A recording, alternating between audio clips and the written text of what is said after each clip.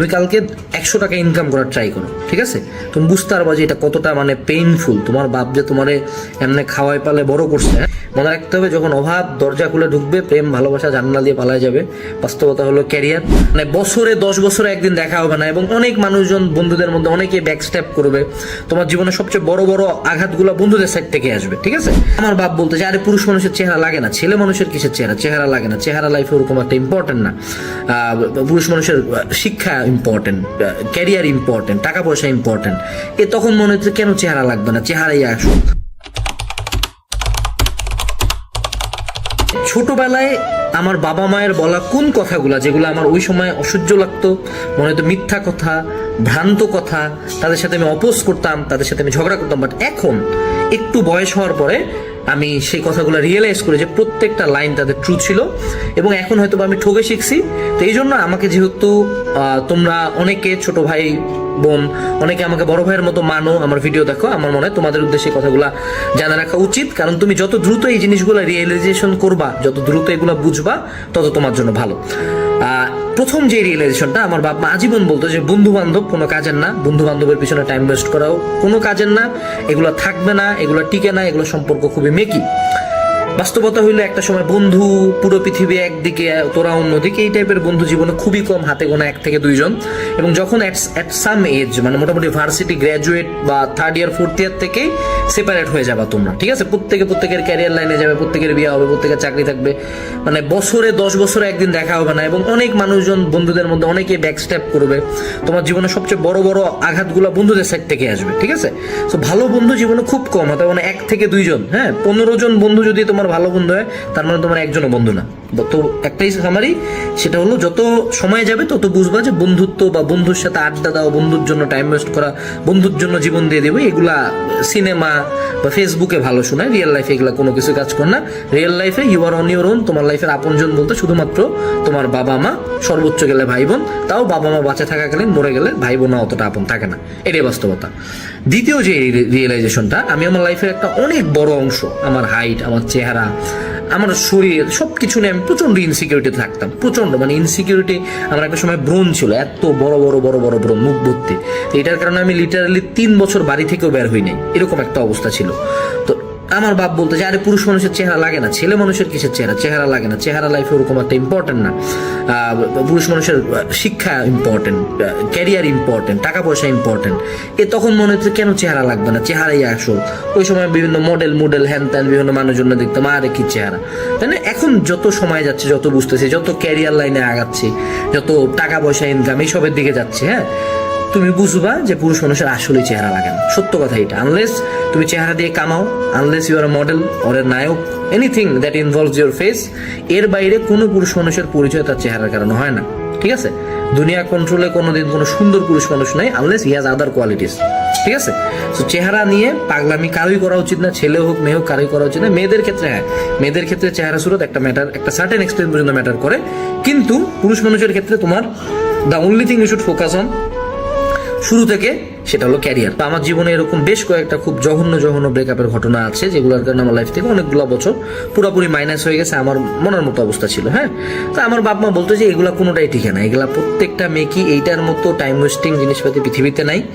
আর তখন তো মনে করো প্রথম প্রেম, আবেগ, বাপরে বাপ, বিয়ে করবো, এই হবে ওই হবে, হ্যান হবে ত্যান হবে। বাস্তবতা হইলে কিছুই হয় নাই, কিছুই হয় নাই। সবার বিয়ে হয়েছে অন্য জায়গায়, সবার বাচ্চা কাচ্চা আছে, কারো কথা, কেউ কারো দিকে জীবনে 2 মিনিটের জন্য ঘুরে তাকায় না, চিন্তাও করার টাইম নাই। মনে রাখতে হবে যখন অভাব দরজা খুলে ঢুকবে, প্রেম ভালোবাসা জানলা দিয়ে পালায় যাবে।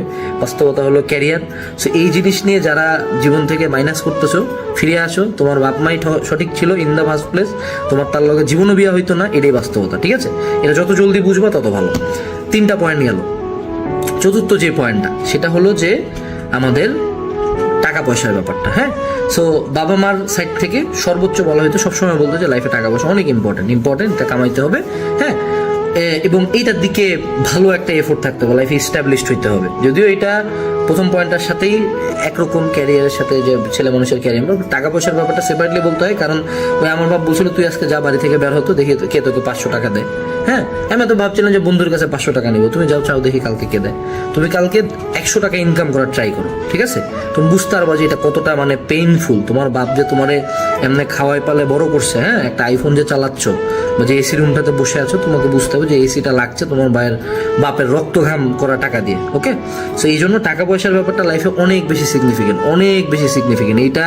এটা যে কত ইম্পর্টেন্ট লাইফে, এটা একান্ত একটা ছেলে মানুষ সবচেয়ে বেশি বুঝতে পারে।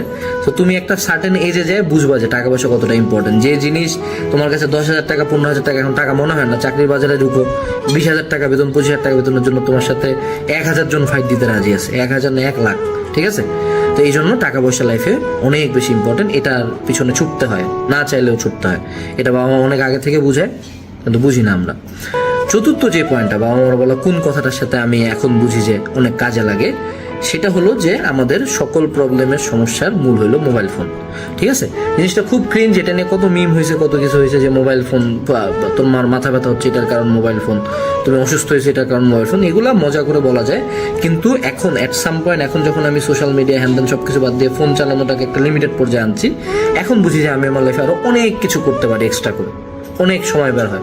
ফোন কতটা খারাপ জিনিস এটা ফোন একবার বাদ দিলে বুঝবা, ফোন চালানো একবার কমাই দিলে বুঝবা। সে এখনই যে স্ক্রল করতে করতে খুব ভালো লাগতেছে, লাইফে যখন 2-3 বার কট খেয়ে যাবা, ধরা খেয়ে যাবা, তখন বুঝবা যে ফোনটা তোমার কতটা বাজে ছিল। সো মোবাইল ফোন আসলেই তোমার লাইফের অনেক সমস্যার মেইন রিজন। তুমি জাস্ট তোমার ফোনের ওয়াচ টাইম বা ফোনের যে স্ক্রিন টাইমটা কমাও, 16 ঘন্টা থাকলে এটাকে 8 ঘন্টায় আনো, তুমি দেখো তোমার লাইফে বেশ কিছু ড্রাস্টিক্যাল ইমপ্রুভমেন্ট আসবে, ঠিক আছে? লাস্ট বাট নট লিস্ট, অনেক ছোটবেলা থেকে আমার ফ্যামিলি আমাকে হলো সৃষ্টিকর্তার সান্নিধ্য বা ধর্ম পালনের দিকে প্রচুর বেশি এফোর্ট দিত, ঠিক আছে? প্রচুর এফোর্ট দিত। যদিও আমি এখনো ওই লাইনে খুব একটা ভালো মতো যাইতে পারি নাই, বাট অ্যাট সাম এক্সটেন্ট এখন বুঝি যে ওই জিনিসগুলো থেকে যে লার্নিংগুলো থাকে, ধার্মিক বিষয়গুলো থেকে যে লার্নিং বা যে পিসটা থাকে, এই লার্নিং বা এই পিস তুমি পৃথিবীর কোনো জায়গায় পাবা না।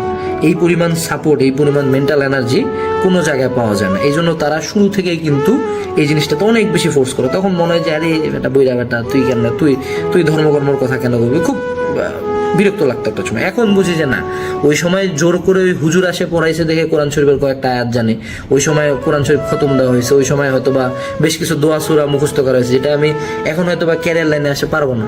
এখন আমি অনেক সূরা হয়তো মুখস্থ করতে পারবো, আমার ব্রেনই নাই অথবা সময়ই পাচ্ছি না। ওই যে ছোটবেলায় সূরা মুখস্থ করা হয়েছে, এটা একটা বিশাল বড় অস্ত্র বা বিশাল বড় একটা সম্পদ হয়ে গেছে, ঠিক আছে?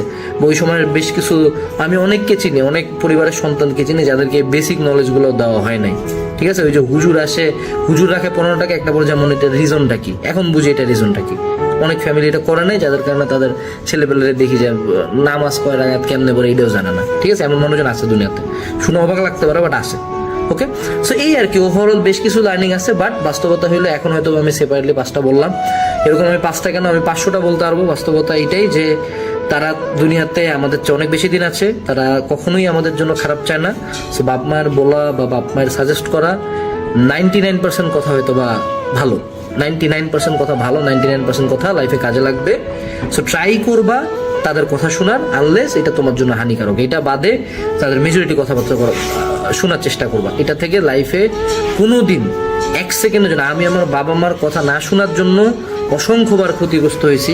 যেমন একটা খুব বড় ক্ষতিগ্রস্ত হওয়ার উদাহরণ হলো যে যখন হলো করোনা চলতেছিল, তখন আমার কিছু ইনকাম হয়েছিল, ওই ইনকাম দিয়ে আমি একটা গাড়ি কিনছিলাম। সে গাড়ির এখন কোনো খোঁজ খবরই নাই। সে গাড়ি এখন মনে হয় 3 ভাগের 1 ভাগ বা 10 ভাগের 1 ভাগ দামও নাই, ইউজও করতে পারি না। সেখানে ওই টাইমটাতে আমার বাপ বলছিল যে টাকা দিয়ে তুই একটা জমি জমা বা এইসব ইনভেস্ট কর। তো ওই সময় যে জমিটার কথা চলতেছিল সেটার দাম এখন 1000 গুণ বেশি হয়ে গেছে, আর আমার গাড়ির দাম নামে আসছে 3 ভাগের 1 ভাগে। এটাই বাস্তবতা। সো তাদের ইন্টালেক্ট এবং নলেজটা রিয়েল লাইফ থেকে আসে অনেক বেশি। সো এই জন্য তাদের কথাবার্তা আমার মতে শোনা উচিত।